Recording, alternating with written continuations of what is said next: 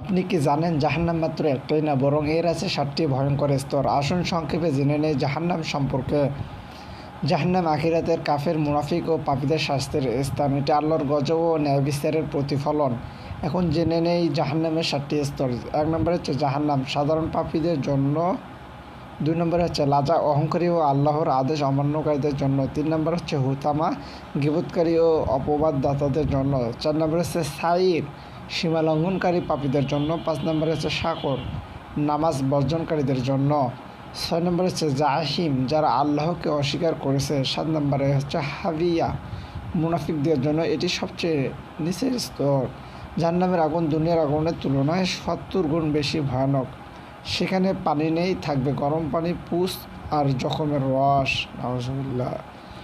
মালিক নামের এক ফেরেশতা পাহারা দেবে কঠোর ও নির্মম। আল্লাহ বলেছেন, নিশ্চয় জাহান্নাম তাদের প্রতীক্ষায় আছে। সূরা নাবা 21 নম্বর আয়াত। আসুন আমরা তওবা করি, নামাজ পড়ি, গুনাহ থেকে ফিরে আসি। আল্লাহ যেন আমাদের সবাইকে হেফাজত করেন। এরকম ইসলামিক ভিডিও, সাধারণ জ্ঞান ভিডিও যদি ভালো লাগে অবশ্যই চ্যানেলটি সাবস্ক্রাইব করুন, বেল আইকনটি বাজিয়ে দিন। ভালো থাকবেন। আসসালামু আলাইকুম।